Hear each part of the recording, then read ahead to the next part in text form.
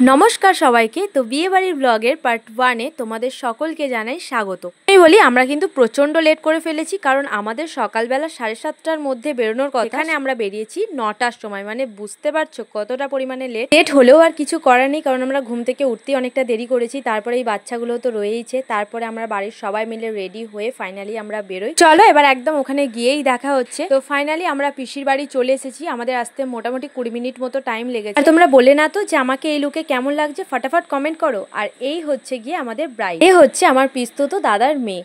তো এখানে আমার দাদা দাঁড়িয়ে ছিল, আর বাবা তো গিয়েই কাজ শুরু করে দিয়েছে, মানে সবাইকে আর কি চা বিতরণ করছিল। আর এখানে ছোট ভাইজি জানি না কি দেখছিল রাস্তার মধ্যে। এদিকে আমার দাদার কাণ্ড দেখো, সে তো বৌদির ব্যাগ সামলাতেই ব্যস্ত। আসলে প্রত্যেক পুরুষের এটাই কাজ, তার বউয়ের ব্যাগ সামলানো। বিয়ে বাড়ি পড়েছে একদিনে 2টো বিয়ে বাড়ি, ভাবো তো কোন দিকে যায় একটা মানুষ, দুদিকে কি ম্যানেজ করা যায়। তারপরে আমি আমার দাদাকে বলি যে আমাকে আমার বান্ধবীর বাড়িতে পৌঁছে দেওয়ার জন্য, কারণ রাতের দিকে যেতে পারবো কি জানতাম না, তাই দিনের বেলায় আমি ওর সাথে দেখা করে আসি। তো চলো আমি যাই, তারপরে গিয়ে ওখানে তোমাদের সাথে দেখা হচ্ছে। আর যাওয়ার পথে আমি আমাদের মার্কেট থেকেই মিষ্টি কিনে নিয়েছিলাম।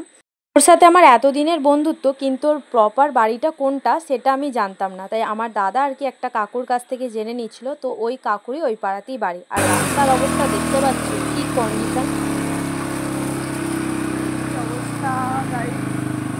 কাদায় ভর্তি। কাদা মারালি কোথায়? তোরই কষ্টটা দেখাচ্ছি সবাইকে, কতটা কষ্ট করে আমাকে নিয়ে যাচ্ছিস। এই যে বিরাট কষ্ট, যা রাস্তা। কোনটা বাড়ি সেটা তো আমরা জানতাম না, তাই প্যান্ডেলের লাইট দেখে দেখে আমরা যাচ্ছিলাম, যে যেখানে গিয়ে থামবে সেখানেই, মানে লাইটটা যেখানে শেষ হবে সেখানে গিয়ে আমরা থামবো। তো তারপরে ফাইনালি আমরা দেখতে পাই প্যান্ডেল, মানে তখনও আর কি লাইট আর কি লাগানো হচ্ছিল। আমরা পৌঁছে গেছি ওর বাড়িতে।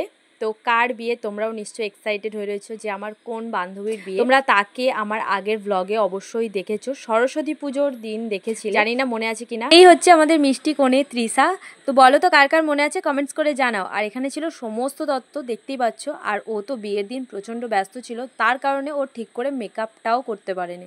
গাইজ এখন আমি যাচ্ছি এই যে আমাদের বিয়ের কোণে, বিয়ের কোণের সাথে ফটোশুট করতে। হাই আমার সোনা, সুখে শান্তিতে একদম। মাঝে মাঝে ঝগড়া করবো ওর সাথে, সেই সরস্বতী পূজার কথা বলছি। আমি সেই যে বলেছিলাম সরস্বতী পূজায় বর খুঁজে দিতে। হ্যাঁ গাইস, ও সরস্বতী পূজা বলেছিল আমি ঠাকুরের কাছে চাই একটা ভালো বর। ও বর চেয়েছিল, মনে হয় ভগবান সত্যি শুনে ফেলেছে। এবার চলো।